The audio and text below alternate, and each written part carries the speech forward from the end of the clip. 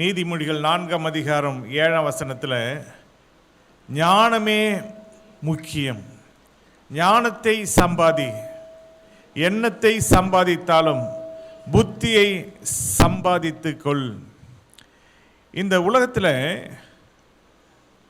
எது முக்கியம் என்று சொல்லி நாம் அநேக நேரங்களிலே அறியாமல் காணப்பட்டு கொண்டிருக்கிறோம். முக்கியத்துவம் இல்லாத காரியத்துக்கு நாம் முக்கியத்துவம் சில நேரத்தில் தருவோம். ஆனால் நம்முடைய வாழ்க்கையில் எது முக்கியமான காரியமோ அதுக்கு தான் நாம் முக்கியத்துவம் தர வேண்டும். இங்கே வேதம் சொல்லுகிறது ஞானத்தை அது முக்கியம் என்று வேதம் நமக்கு கூறுகிறது. 5ஆம் வசனத்தில் ஞானத்தை சம்பாதி, புத்தியையும் சம்பாதி, என் வாயின் வார்த்தைகளை மறவாமலும் விட்டு விலகாமலும் இரு. அப்போ தேவனுடைய வார்த்தையில தான் ஞானம் இருக்கு, புத்தி இருக்கு. இதை விட்டு நாம் விலகாமல் இருக்க வேண்டும். ஏன்னா ஞானம் தான் முக்கியம். இந்த ஞானத்தை நாம் சம்பாதிக்க வேண்டும். எண்ணத்தை சம்பாதித்தாலும் புத்தியை நாம் சம்பாதிக்க வேண்டும் என்று வேதம் நமக்கு திட்டமும் தீர்மானமாய் சொல்லுகிறதை நாம் பார்க்கிறோம். ஏன் இந்த ஞானம் முக்கியம், இந்த புத்தி முக்கியம்? இந்த உலகத்தில் நாம் வாழ்வதற்கு இந்த உலகத்தில் எத்தனையோ பிரச்சனைகள் இருக்கிறது, எத்தனையோ சோதனைகள் இருக்கிறது, எத்தனையோ தேவைகள் இருக்குது. சில நேரங்களில் வியாதிகள் இருக்குது, சில நேரங்களில் பலவீனங்கள் இருக்குது. இப்படிப்பட்ட நேரத்தில் நம்ம ஞானம் இல்லைன்னா நம்மளால் என்ன பண்ண முடியாது? அவையெல்லாம் ஜெயிச்சு நம்மளால் வாழ முடியாது. அப்போ இதுக்கு தான் தேவன் ஞானத்தை கொடுக்கிறார். அந்த ஞானத்தையும் புத்தியையும் தேவன் தம்முடைய வார்த்தையிலே வைத்திருக்கிறார். ஹல்லேலூயா. ஒரு கட்டத்தில் இந்த ஞானம் என்று சொன்னால் ஆண்டவராகிய இயேசுவையே அது குறிக்கிறதா இருக்கிறது. ஏன்னா ஆண்டவர் இயேசு தான் அந்த ஞானமாக இருக்கிறார். அதோடு கூட இந்த ஞானம் மட்டுமல்ல, 4ஆம் அதிகாரம் நீதிமொழிகள் 4ஆம் அதிகாரம் 11ஆம் வசனத்தில் ஞான மார்க்கத்தை உனக்கு போதித்தேன், செவ்வையான பாதைகளிலே உன்னை நடத்தினேன். இந்த கிறிஸ்துவ மார்க்கம் என்பது ஒரு மதம் அல்ல, இது ஒரு மார்க்கம். மார்க்கம்னா ஒரு வழி. இந்த ஞான மார்க்கத்தை ஆண்டவர் நமக்கு போதிக்கிறார். இதுதான் செவ்வையான பாதை, இதில் நம்மளை நடத்துகிறார். இயேசுதான் வழி, இயேசுதான் சத்தியம், இயேசுதான் ஜீவன். அவரை இல்லாமல் ஒருவனும் பிதாவிடத்தில் போக முடியாது, பரலோகம் போக முடியாது. அப்போ இந்த ஞான மார்க்கத்தின் மூலமாக, இயேசுவின் மூலமாக தான் நாம் பரலோகம் போக முடியும், பிதாவிடத்தில் நாம் போக முடியும். அதனால தான் 13ஆம் வசனம் சொல்லுகிறது, புத்திமதியை உறுதியாய் பற்றிக்கொள், அதை விட்டு விடாதே, அதை காத்துக்கொள், அதுவே உனக்கு ஜீவன். நம்முடைய வாழ்க்கையிலே புத்திமதியை நாம் காத்துக்கொள்ள வேண்டும். நம்முடைய பெரியவங்க, நமக்கு பெரியவங்க என்ன புத்திமதியை சொன்னாலும் அதை நாம் காத்து கொள்றவங்களா இருந்தால் தான், அதை விட்டு விடாமல் நாம் இருந்தால் தான் நமக்கு ஜீவன் உண்டாகும். ஒரு சிலர் புத்திமதியை அசட்டை பண்ணுவாங்க, பெற்றோர் சொல்கிற புத்திமதியை அசட்டை பண்ணுவாங்க. அதனால் அவங்களுக்கு தான் ஆபத்து, அவங்களுக்கு தான் பிரச்சனை. பெற்றோர் சொல்கிற அந்த புத்திமதியை கேட்டு எச்சரிக்கையாக நடக்கும் பொழுது பாதுகாப்பு உண்டாகும். பெற்றோருடைய புத்திமதியை அசட்டை பண்ணும்பொழுது, அதை பற்றி கொள்ளாமல் இருப்பொழுது ஆபத்துகள் உண்டாகும். அதனால தான் புத்திமதியை உறுதியாய் பற்றிக்கொள் என்று வேதம் நமக்கு திட்டமாய் தீர்மானமாய் சொல்லுகிறது. அப்போது இந்த எது முக்கியம் என்று போகும்பொழுது ஞானம் முக்கியம், புத்திமதி முக்கியம். ஏசாயா 42ஆம் அதிகாரம் 21ஆம் வசனத்தில், ஏசாயா 42:21 நான் உங்களுக்காக வாசிக்கிறேன். கர்த்தர் தமது நீதி நிமித்தம் அவன் மேல் பிரியம் வைத்திருந்தார், அவர் வேதத்தை முக்கியப்படுத்தி அதை மகிமை உள்ளதாக்குவார். இங்கே கர்த்தர் தமது நீதி நிமித்தம் நம்ம மேலே பிரியம் வைக்கிறார், அவன் மேல் பிரியம் வைத்திருந்தார் என்று பார்க்கிறோம். அப்போ நம்ம மேலே அவருடைய நீதி நிமித்தம் தான், நம்முடைய நீதி நிமித்தம் நம்ம மேலே அவர் பிரியப்படலை. நாம் ஒன்றுமே செய்யலை, நாம் நியாயப்படி ஆண்டவர் நம்ம மேலே பிரியம் வைக்கிறதுக்கு நாம் எதுக்குமே தகுதி இல்லை.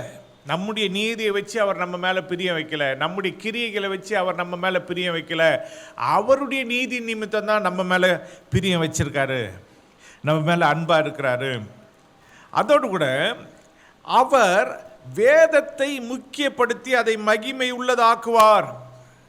இப்போல்லாம் வேதம்தான் முக்கியம், வேதத்தை தான் முக்கியப்படுத்தி இருக்கிறார். அதை மகிமை உள்ளதாய் ஆக்குவேன் என்று சொல்லி அதை மகிமை உள்ளதாக மாற்றிட்டார். அதனால தான் வேதத்துக்கு முக்கியத்துவம் தரணும். வேதத்தின்படி நாம் நடக்க வேண்டும். சத்தியத்தின்படி நாம் நடக்கலைன்னா, சத்தியத்துக்கு நாம் முக்கியத்துவம் தரலைன்னா, வேதத்துக்கு நாம் முக்கியத்துவம் தரலைன்னா நமக்கு ஜீவன் உண்டாகாது, நித்திய ஜீவன் நமக்கு நிச்சயமாக கிடைக்காது. அதனால தான் வேதத்துக்கு நாம் முக்கியத்துவம் தர வேண்டும். அப்போ ஞானம் முக்கியம், புத்தி முக்கியம், வேதம் முக்கியம். ஹல்லேலூயா. அதே போல் சங்கீதக்காரன் 137ஆம் சங்கீதத்தில் சொல்லுகிறார், 6ஆம் வசனத்தில், 137ஆம் சங்கீதம் 6ஆம் வசனம், நான் உன்னை நினையாமலும் எருசலேமை என் முக்கியமான மகிழ்ச்சியிலும் அதிகமாக எண்ணாமலும் போனால் என் நாவு என் மேல் வாயோடு ஒட்டி கொள்வதாக. அப்போ எருசலேம் அது நமக்கு முக்கியமானதாக இருக்க வேண்டும். எருசலேம்னா சபை. வேதம் முக்கியம், ஞானம் முக்கியம், புத்தி முக்கியம் என்று பார்த்தோம். 4வதாக எது முக்கியம்?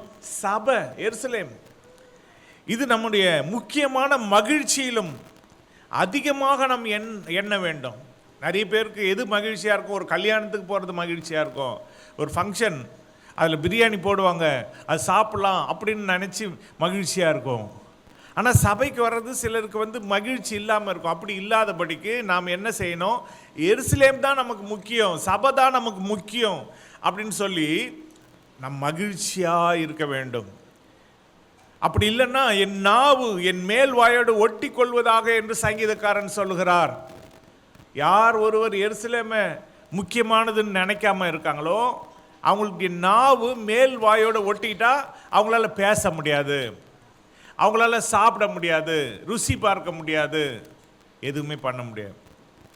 அப்போ அவங்க சாப்பிடக்கூட கூடாதுன்ற மாதிரி சொல்கிறார், பேசக்கூட கூடாது சபையை முக்கியத்துவப்படுத்தலைன்னா.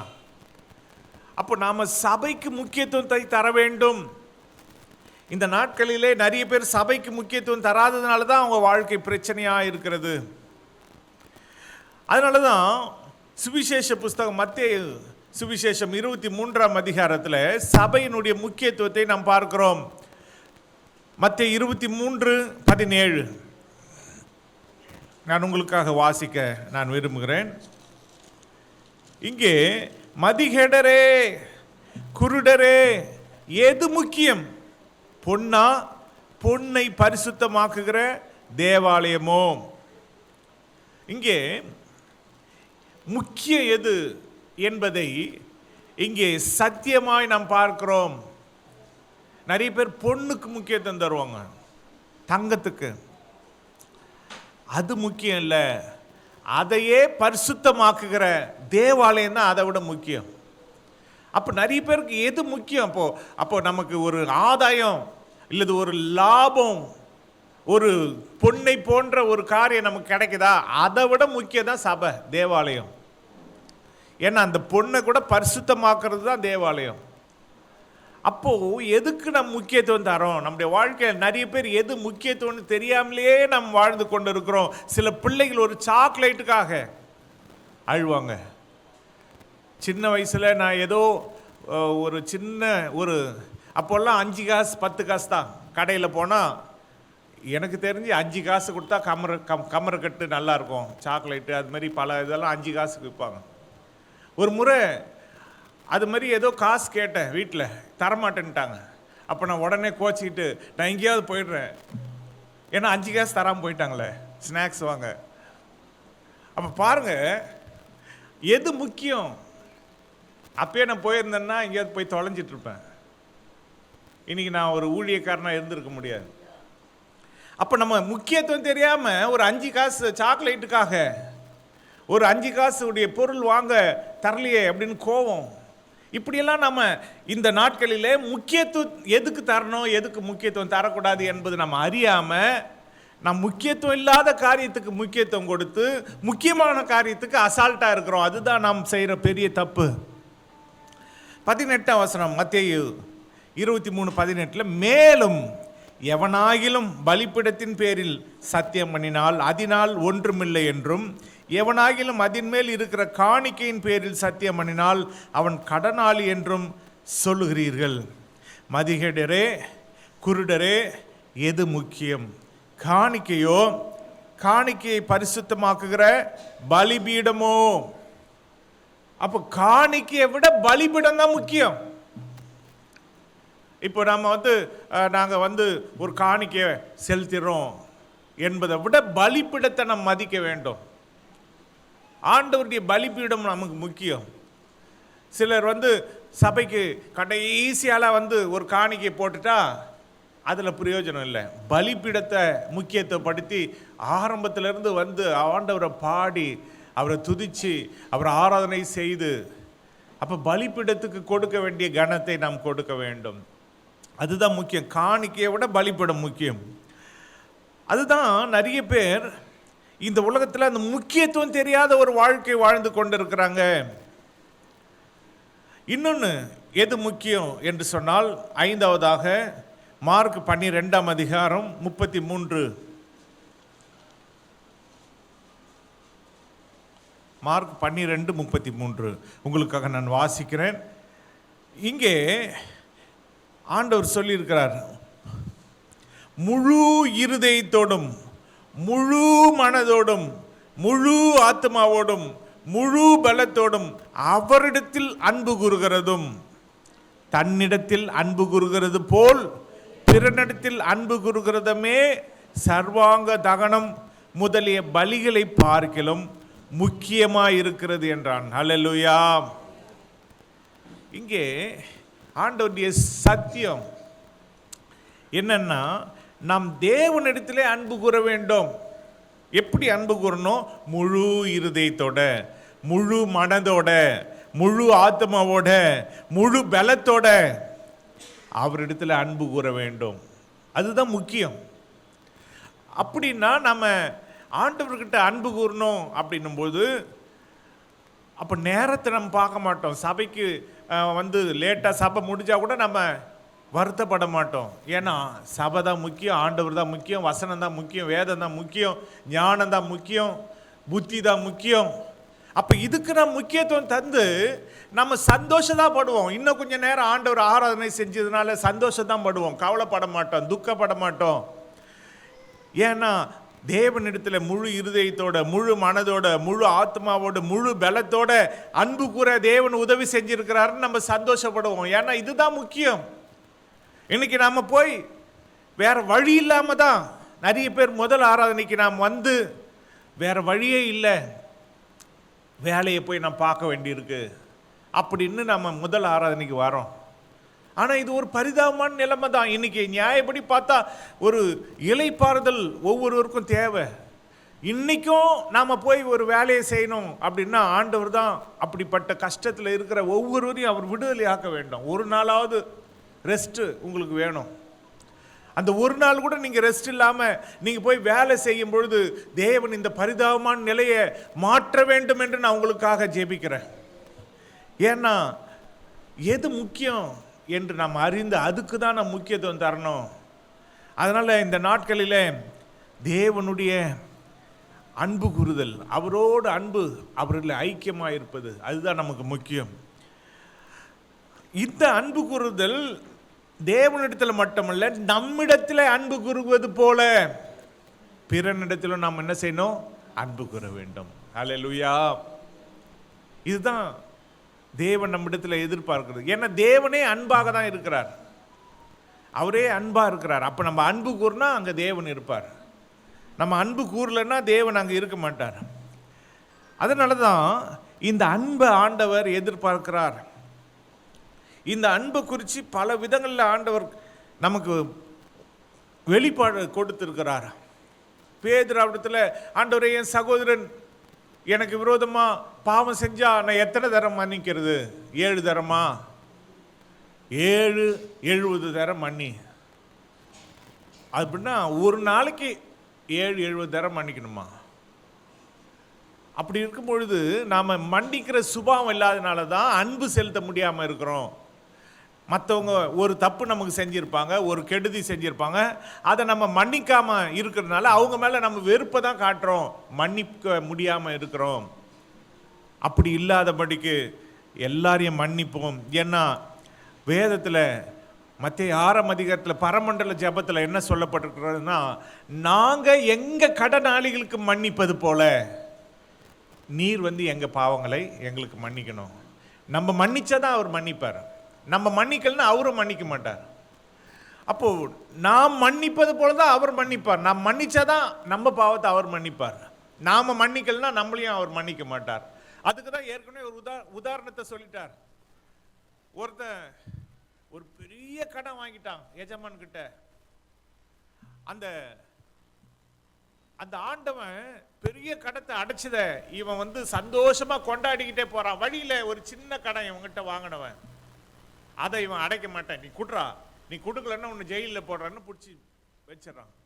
இதை போய் ஆண்டவனுக்கு சொல்றாங்க, ஆண்டவனே எவ்வளோ பெரிய கடனை நீங்க அடைச்சிங்க, ஆனா அவன் ஒரு சின்ன கடனை அடைக்காம போயிட்டான். உடனே அந்த ஆண்டவன் என்ன பண்ணாரு, அந்த பெரிய கடனை அடைச்சவனை கூப்பிட்டு, நீ உனக்கு நான் மன்னிச்சது போல நீ என்ன செய்யல, இவனுக்கு மன்னிக்கல, அப்ப நீ முதல்ல எல்லாத்தையும் கொடுத்துட்டு தீரு அப்படின்னு சொல்லி அவனை உபத்திரவப்படுத்துறவங்க கையில சிறையில போடுறாரு.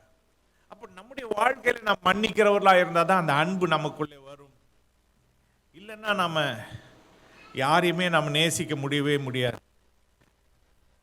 இப்ப 6வதாக இன்னொன்னு முக்கியம் எதுன்னா, நம்முடைய ஆவிக்குரிய வாழ்க்கையில வரங்கள் தான் முக்கியமானதா இருக்கிறது.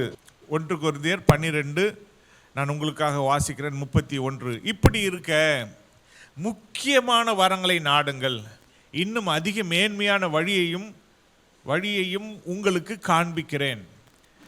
அப்போ இந்த உலகத்தில் வரங்கள் தேவனுடைய பிள்ளைகளுக்கு முக்கியமாக இருக்கிறது.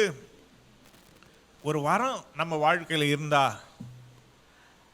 அது நமக்கு உதவியாக இருக்கும். தேவன் நம்மளை வழி நடத்துவார். அந்த வரத்தை வச்சு ஒருவேளை தீர்க்க தரிசன வரம் நமக்கு இருக்கா, அதன் மூலமா வரப்போகிற காரியத்தை நாம் முன்கூட்டியே அறிந்து கொள்ளலாம். மற்றவங்களுக்கு அது உதவியா இருக்கும், நமக்கும் அது உதவியா இருக்கும், சபையின் பக்தி விருத்திக்கு அது உதவியா இருக்கும். அப்ப அந்த வரங்களை நாம் விரும்ப வேண்டும். அந்த வரங்களை நாம் விரும்பினா தேவன் நமக்கு தர அவர் வல்லமையுள்ளவராக இருக்கிறார். அதனால தான் அப்போஸ்தலனாகிய பவுல் 1 கொரிந்தியர் 12:1 அன்றியும் சகோதரரே, ஆவிக்குரிய வரங்களை குறித்து நீங்கள் அறியாதிருக்க எனக்கு மனதில்லை. நம்ம அந்த வரங்களை அறிந்து கொள்ள வேண்டும். ஏன்னா இந்த வரங்கள் முக்கியமான வரங்கள் கூட இருக்கு. அதில் முக்கியமானதுன்னு சொல்லும் பொழுது இந்த 1 கொரிந்தியர் 12ஆம் அதிகாரத்தில் 9 வரங்கள்: ஞானத்தை போதிக்கும் வசனம், அறிவை உணர்த்தும் வசனம், விசுவாசம், குணமாக்கும் வரம், அற்புதங்களை செய்யும் சக்தி, அதே போல தீர்க்க தரிசனம் உரைத்தல், ஆவிகளை பகுத்தறிதல், பற்பல பாஷைகளை பேசுதல், வேறொருவனுக்கு பாஷைகளை வியாக்கியானம் பண்ணுதல், டிரான்ஸ்லேட் பண்றது. ஒருத்தர் ஒரு அந்நிய பாஷையில் பேசுறாங்கன்னா அவங்க என்ன பேசுறாங்கன்னு டிரான்ஸ்லேட் பண்றது, அதுதான் வியாக்கியான வரம். இப்படியெல்லாம் வரங்கள், இதில் இந்த 9 வரமும் முக்கியமானது. இது இல்லாமல் மொத்தம் 45 வரங்களை கண்டுபிடிக்க தேவன் உதவி செய்தார். பல இடங்களில் பைபிளில் வாசித்து பார்த்தா வரங்கள் நிறைய இருக்குது, இன்னும் நிறைய இருக்கும். அப்போ இந்த வரங்களில் முக்கியமான வரத்தையாவது நாம் பெற்றுக்கொள்ள வேண்டும். ஆவிக்குரிய வாழ்க்கையில் தேவனுடைய பிள்ளைகள் இந்த உலகத்தில் ஒரு வெற்றி உள்ள வாழ்க்கை வாழ்வதற்கு எது நமக்கு நல்லது, எதுக்கு நாம் முக்கியத்துவம் தரோம், அது ரொம்ப முக்கியம். நாம் இதுக்கெல்லாம் முக்கியத்துவம் தராமல் இருந்தால் நம்முடைய வாழ்க்கையில் எப்படி நாம் உயர முடியும், நாம் எப்படி இந்த உலகத்தை ஜெயிக்க முடியும்? எபிரேயர் 8ஆம் அதிகாரம் அங்கே 1ஆம் வசனத்தில் நாம் பார்க்கிறோம், மேற் சொல்லியவைகளின் முக்கியமான பொருள் என்னவெனில், பரலோகத்தில் உள்ள மகத்துவ ஆசானத்தின் வலது பாரிசத்திலே ஆசனத்தின் வலது பார்சத்திலே உட்கார்ந்திருக்கிறவருமாய் பரிசுத்த ஸ்தலத்திலும் மனுஷரால் அல்ல கர்த்தரால் ஸ்தாபிக்கப்பட்ட மெய்யான கூடாரத்திலும் ஆசாரிய ஊழியம் செய்கிறவருமாய் இருக்கிற பிரதான ஆசாரியர் நமக்கு உண்டு. ஹல்லேலூயா. முக்கியமான பொருளை இங்கே நாம் பார்க்கிறோம். என்னன்னா, நமக்கு ஒரு பிரதான ஆசாரியர் உண்டு. நம்ம பாவத்தை கழுவ, நம்முடைய பாவத்தை மன்னிக்க அவரே பலி, அவரே பிரதான ஆசாரியர். அவரே நமக்காக பலியாக மரிக்கவும் செஞ்சிருக்கிறார். நம்முடைய பாவங்களை கழுவி நம்மளை சுத்திகரிக்கிற தேவன் அவர் தான் தேவகுமாரனாகிய இயேசு கிறிஸ்து. அவரே பிரதான ஆசாரியராகவும் இருக்கிறார். நம்மளை பரிசுத்தப்படுத்தி தேவனுக்கு ஒரு பலியாக நம்மளை ஒப்பு கொடுக்க அவர் வல்லவராக இருக்கிறார். இதுதான் நமக்கு முக்கியமாக நம்ம அறிந்து கொள்ள வேண்டும். அதனால் இந்த உலகத்தில் சத்துரு எந்த ஒரு தவறான எண்ணங்களை நம்முடைய வாழ்க்கையில் கொண்டு வந்தாலும், தோற்று போகக்கூடிய எண்ணங்கள் அல்லது அவ்விசுவாச எண்ணங்கள், நீ ஜெயிக்க மாட்ட, நீ வாழ மாட்ட, நீ சாதிக்க மாட்ட. ஒரு சிலர் ஒருத்தரை பார்த்து அதே வழியாக எதுனா சொல்லிக்கிட்டே இருப்பாங்க, நெகட்டிவாகவே பேசுவாங்க. நீ எல்லாம் ஜெயிச்சிக்க மாட்ட, நீ எல்லாம் அப்படின்னு நெகட்டிவாகவே பேசின்னு இருப்பாங்க. அப்போஸ்தலனாகிய பவுல் சொல்கிறார் இல்லையா, சாத்தானுடைய தூதனாக அது ஒரு முள் எனக்கு கொடுக்கப்பட்டிருக்கு. அது மாதிரி சிலருடைய வாழ்க்கையில் சிலதெல்லாம் கெட்டதாகவே சொல்லி கொண்டிருக்கிற ஆட்கள் இருப்பாங்க. சிலர் தங்கள் வாழ்க்கையில் ஆட்கள் சொல்லலைன்னா கூட அவங்களுடைய அவ்விசுவாசமே அவங்கள கெடுத்து கொண்டு இருக்கும். சிலருக்கு ஒரு சின்ன ஒரு பிரச்சனை இருக்கும், அந்த பிரச்சனையே அவங்களுக்கு முள்ளாக இருக்கும். அதை அவங்க முக்கியத்துவப்படுத்தி அதை வளர்த்துட்டு இருப்பாங்க. அதுக்கு செடிக்கு தண்ணி ஊற்றி அது வளர்க்குற மாதிரி அதுக்கு முக்கியத்துவம் கொடு. ஐயோ, எனக்கு ஏன் சர்ச்சுக்கு வரல, எனக்கு வேலை வச்சுட்டாங்க, இதே சாக்கு தான் எப்போதும் சொல்லுவாங்க. சிலர் ஏன் சர்ச்சுக்கு வரல, தலைவலி தலைவலி தலைவலி தலைவலி, அதுக்கு தான் தண்ணியை ஊற்றி அதை வளர்த்துட்டு இருப்பாங்க. ஏதோ ஒரு வாரம் நம்முடைய சபையில் வாரம் அட்டண்டன்ஸ் எடுப்பாங்க, அந்த லிஸ்ட்டை அனுப்புவாங்க. வாரத்துக்கு சுமார் 50 பேராவது ஆப்சண்ட்டு. 50 விசுவாசிகள் வாரம் வர்றதில்லை. இது எப்படி இருக்குது? அப்போ ஆண்டவருக்கு எங்கே முக்கியத்துவம் தராங்க, எங்கே அவங்க சபையை முக்கியத்துவப்படுத்துகிறாங்க, எனக்கு புரியல. அப்போது ஃபுல் அட்டண்டன்ஸ் எப்போ இருக்கும்னா, கிறிஸ்மஸ்ஸு, நியூ இயரு, இல்லைன்னா திருவிருந்து ஆராதனை மாதத்தில் ஒரு நாள். இது முக்கியம் இல்லை. தேவனை அவரிடத்தில் முழு இருதயத்தோடு அன்பு கூறணும், முழு ஆத்மாவோடு, முழு பலத்தோடு, முழு சிந்தையோடு. இதெல்லாம் நமக்கு தெரியாமல் ஏதோ நம்ம கடமைக்கு இருந்தால் முடியாது. இந்த நாட்களில் தேவனுடைய முக்கியத்துவத்தை நாம் அறிந்து கொள்ள வேண்டும். அதோடு கூட 10ஆம் வசனத்தில், எபிரேயர் 8ஆம் அதிகாரம் 10ஆம் வசனத்தில் இருந்து பார்த்தால், அந்த நாட்களுக்கு பின்பு நான் இஸ்ரவேல் குடும்பத்தாரோடு பண்ணும் உடன்படிக்கையாவது என்னுடைய பிரமாணங்களை அவர்களுடைய மனதிலே வைத்து அவர்களுடைய இருதயங்களில் அவைகளை எழுதுவேன். நான் அவர்கள் தேவனாயிருப்பேன், அவர்கள் என் ஜனமாயிருப்பார்கள். ஆண்டவர் எவ்வளோ நம்பிக்கையாக நம்மளை குறித்து சொல்கிறார் பாருங்க.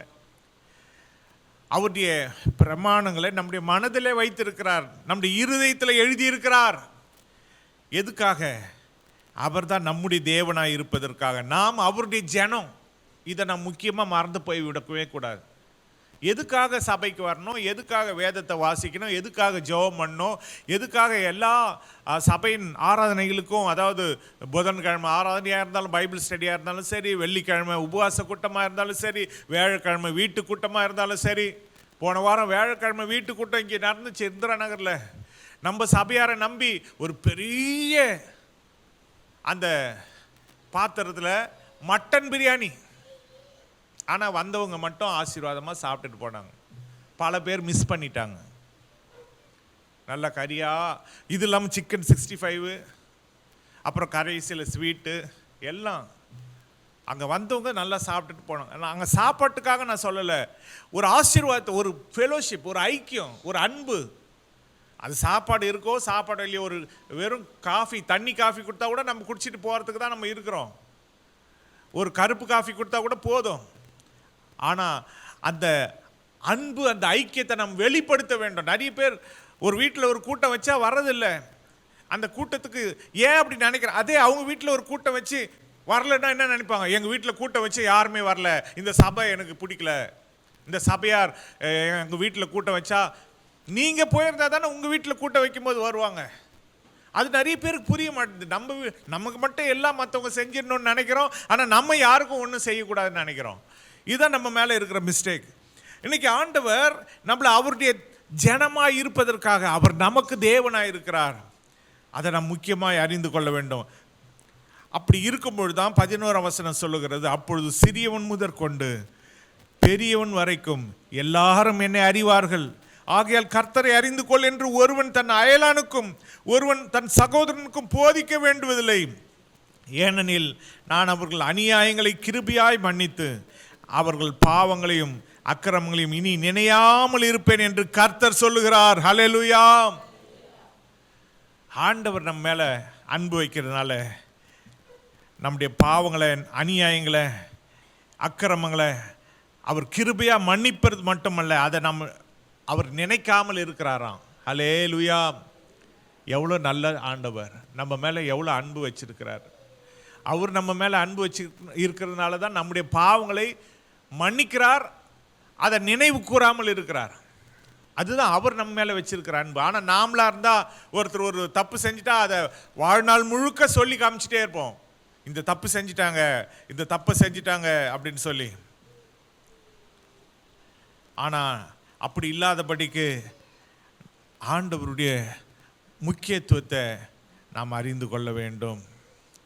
அதனால தான் வேதம் நமக்கு சொல்லுகிறது, எபிரேயர் 7ஆம் அதிகாரம் 28ஆம் வசனத்தில், நியாயப்பிரமாணமானது பலவீனமுள்ள மனுஷர்களை பிரதான ஆசாரியராக ஏற்படுத்துகிறது. நியாயப்பிரமாணத்திற்கு பின்பு உண்டான ஆணையோடு விளங்கிய வசனமோ என்றென்றைக்கும் பூரணரான குமாரனை ஏற்படுத்துகிறது. அந்த குமாரன் ஆண்டவராகிய இயேசு கிறிஸ்து.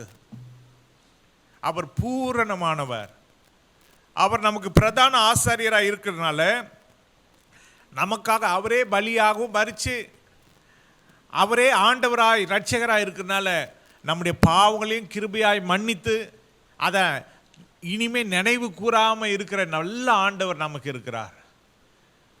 அவர் நியாயப்பிரமாணத்தின்படி அவர் ஆசாரியராக ஆகலை, மெல்கிசேதேக்கின் முறைமையின்படி அவர் ஆசாரியர், நித்திய ஆசாரியர். அவர் மோசேயை விட பெரியவர், சாலமோனை விட பெரியவர், இந்த உலகத்தில் யாரை விடவும் அவர் இயேசு பெரியவர். அவர் தான் நம்முடைய பிரதான ஆசாரியர். அதனால் நம்ம தைரியமாக கிருபாசனத்தை அன்றைக்கு வரலாம். ஆண்டவர் நம்முடைய பாவங்களை மன்னித்து நம்ம அக்கிரமங்களை மன்னித்து அதை நினையாமல் இருக்கிறார். அப்படிப்பட்ட அன்புள்ள ஆண்டவர் நமக்கு இருக்கிறனால நாம் அவருக்கு முக்கியத்துவம் தர வேண்டும். அவருடைய ஆலயத்துக்கு முக்கியத்துவம் தர வேண்டும், அவருடைய வேதத்துக்கு நாம் முக்கியத்துவம் தர வேண்டும், அவருடைய புத்திமதிகளுக்கு நாம் முக்கியத்துவம் தர வேண்டும், ஞானத்துக்கு முக்கியத்துவம் தர வேண்டும். அல்லேலூயா. இல்லைன்னா நம்முடைய வாழ்க்கையில் நாம் அநேக இழப்புகளை நாம் இழக்க வேண்டியிருக்கோம். அதெல்லாம் இழக்காம நம்ம ஆண்டவருடைய ஆசீர்வாதங்களை பெற்றுக்கொள்ளணும்னா எது முக்கியம், எது முக்கியம் இல்லை, அதை நாம் நினச்சி இந்த உலகத்தில் நாம் வாழ்வோமாக. கர்த்தர் நம்மளை ஆசீர்வதிப்பாராக. நம் கண்களை மூடி நம்ம ஜெபம் பண்ணலாமா? அப்பா, எங்கள் பரிசுத்த பிதாவே, உம்மை நன்றி உள்ள இருதயத்தோடு நாங்கள் துதிக்கிறோம், உம்மை ஸ்தோத்தரிக்கிறோம். இந்த உலகத்தில் எது முக்கியம், எது முக்கியம் இல்லை, அதை நாங்கள் அறிந்து கொண்டு அப்பா முக்கியம் கொடுக்க வேண்டிய இது காரியங்களுக்கு நாம் முக்கியத்துவம் கொடுக்க எங்கள் தேவன் எங்களுக்கு உதவி செய்யும். முக்கியத்துவம் இல்லாத காரியங்களுக்கு நாங்கள் முக்கியத்துவம் கொடுத்து அதற்காக வருத்தப்பட்டு கொண்டு இல்லாதபடிக்கு உம்முடைய சித்தம் ஆக கடவுது என்று சொல்லி நாங்கள் எல்லா காரியங்களையும் இந்த உலகத்தில் ஜெயமாய் வாழ உம்முடைய கிருபை எங்களுக்கு வேணும் ஆண்டவரே. அப்பா, நாங்கள் உம்முடைய வேதத்துக்கு முக்கியத்துவம் தர வேண்டும். அப்போ நாங்கள் ஞானத்தை சம்பாதிப்பதற்கு முக்கியத்துவம் தர வேண்டும், புத்தியை சம்பாதிக்க நாங்கள் முக்கியத்துவம் தர வேண்டும், எருசலேமுக்கு சபைக்கு நாங்கள் முக்கியத்துவம் தர வேண்டும். அப்போ உமக்கு நாங்கள் முக்கியத்துவம் கொடுத்து இயேசுவே உம்மிடத்தில் நாங்கள் அன்பு கூற வேண்டும். எங்கள் தேவனிடத்தில் முழு இருதயத்தோடு, முழு பலத்தோடு, முழு சிந்தையோடு, அப்பா முழு ஆவியோட, முழு இருதயத்தோடு நாங்கள் அன்பு கூற வேண்டும். ஏன்னா நீர் அன்பாக இருக்கிறீர், எங்க மேல அன்பு கூர்ந்து எங்க பாவங்களெல்லாம் கிருபையாய் மன்னித்து அதை நினையாமல் இருக்கிறீரே, எங்கள் அக்கிரமங்களெல்லாம் மன்னித்து அதை நினையாமல் இருக்கிறீரே, அதற்காக உமக்கு ஸ்தோத்திரம்.